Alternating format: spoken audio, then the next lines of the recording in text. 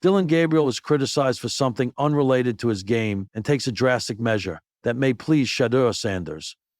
Rookie quarterback Dillon Gabriel may be new to the Cleveland Browns, but he's already learning that scrutiny in the NFL goes far beyond the gridiron.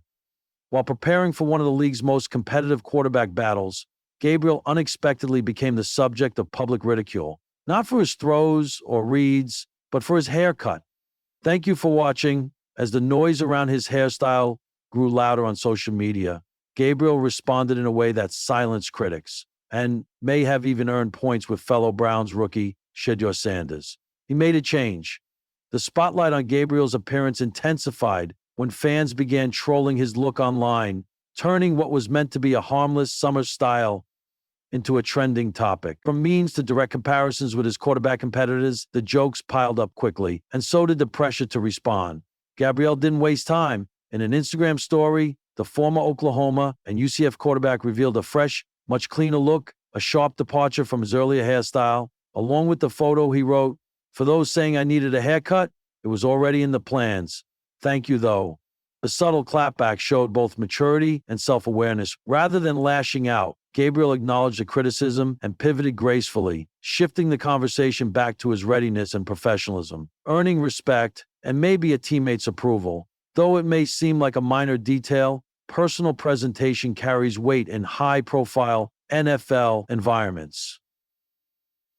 Crowded Browns quarterback room that includes Joe Flacco, Deshaun Watson, Kenny Pickett, and Shedeur Sanders, any distraction, even a cosmetic one, can become an unnecessary narrative.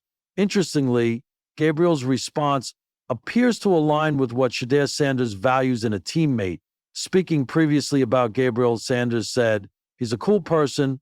I like how he handles situations, especially just the negative media that's coming his way. We're truly cool."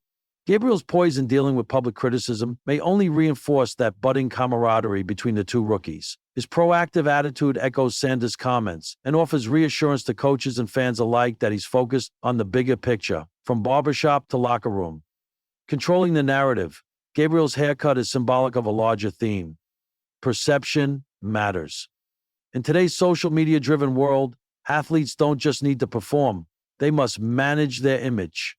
Gabriel didn't ignore the noise or try to justify it. He took quiet control of the narrative. Head coach Kevin Stefanski has emphasized the importance of team culture and composure under pressure, especially with Deshaun Watson's sideline. For Gabriel, this small gesture may speak volumes about his mindset, one focused on adaptability, professionalism, and team unity. While critics debated his style, Gabriel reminded them and the Browns that he's listening, learning, and locked in. His move may seem superficial on the surface, but in the high-pressure world of the NFL, it's one more way of showing he's serious about his role. Dillon Gabriel had heard it all before.